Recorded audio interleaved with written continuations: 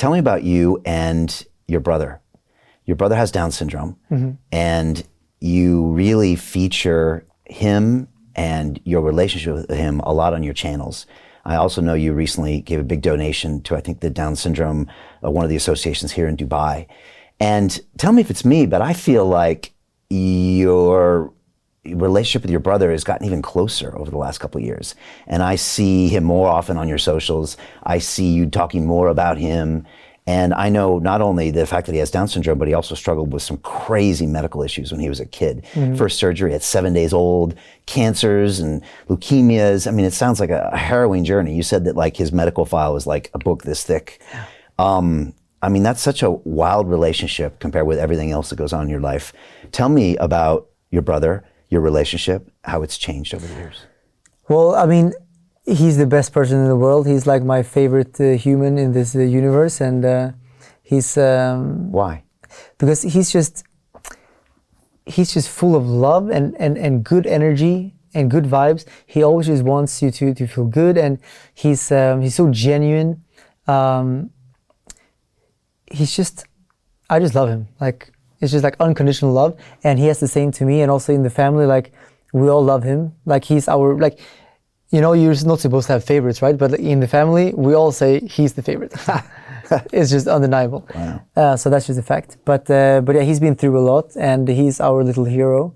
Like you said, he's been through a medical journey that, like, even if you spread out all of these things over like 100 people, it would still be, I guess, like a statistical anomaly. Like, because leukemia twice, like very bad leukemia twice. Wow. A heart failure, which had to be fixed when he was very young. He, like, 7 days old, they had to actually take his heart out and operate in the heart and put it back in to fix it, because he had holes in his heart.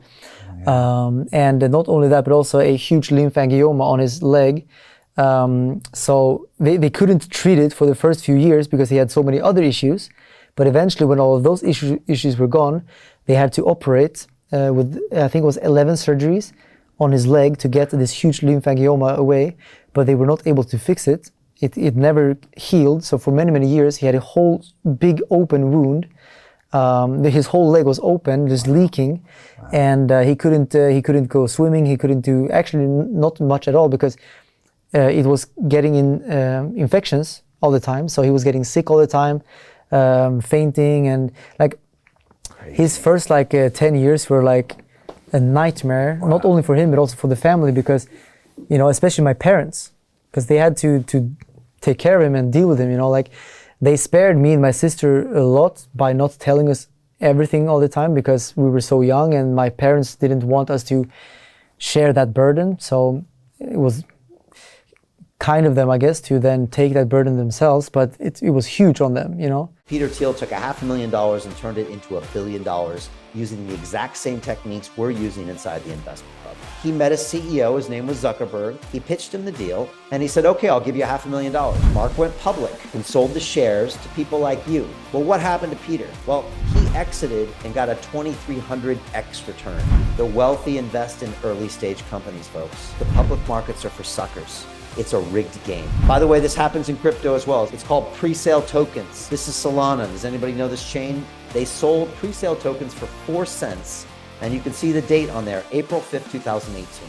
Look at Solana today, folks.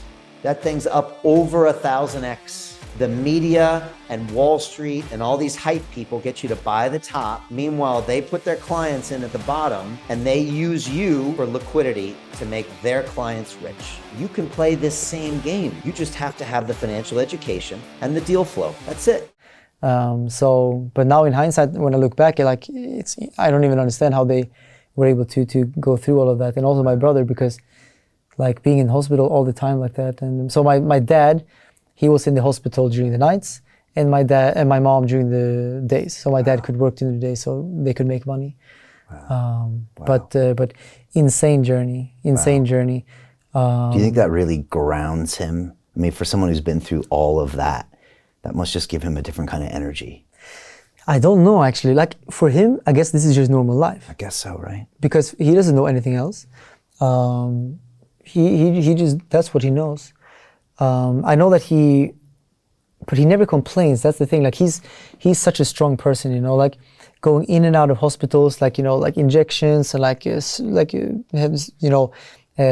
narcos, like when he had to go in, get put to sleep. Like he does this, or he was doing that so many times, but he was never complaining, you know. We always know that if he complains, then he really is in pain. Okay. And it's something really bad.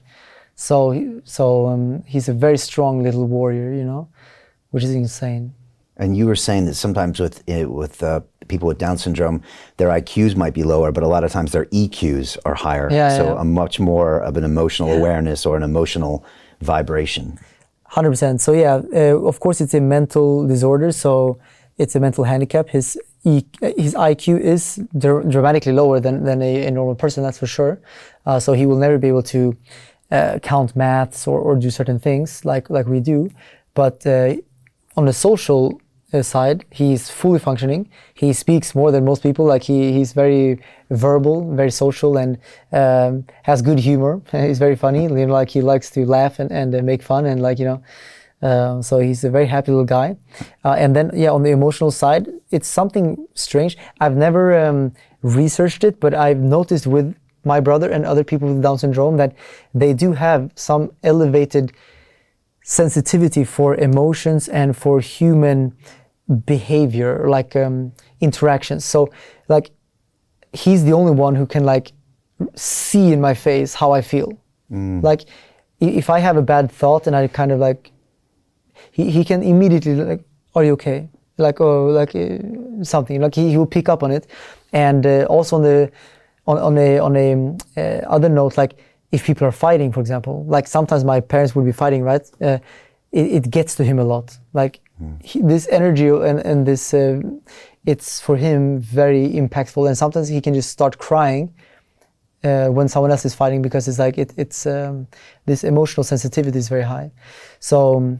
It's something interesting. Someone should research it. Maybe someone did, but people with Down syndrome, they do have some sensitivity for that. Are you getting closer and closer to him the older you get? I think I can't possibly get closer. Like we're so close already. I think we're getting. I think we're always going to be close. Okay.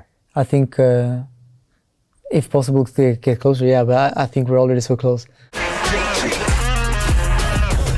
Hey. I know investing in crypto is scary.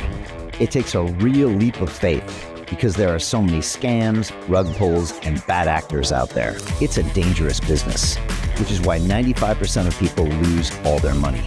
Well, that's why I created the London Real Investment Club, so you can access the hottest deals on the planet and use the crypto bull market to create the generational wealth that you deserve. Join my team of over 100 people from around the world that are making millions of dollars behind the scenes investing in blockchain, AI, Web3 games, DeFi, Bitcoin, and more. Don't miss out. Click the link below to book a call with one of my team now. But hurry, this bull market will end soon. I know investing in crypto can be scary. That's why you gotta join the investment club. Pull the trigger. Let's do this.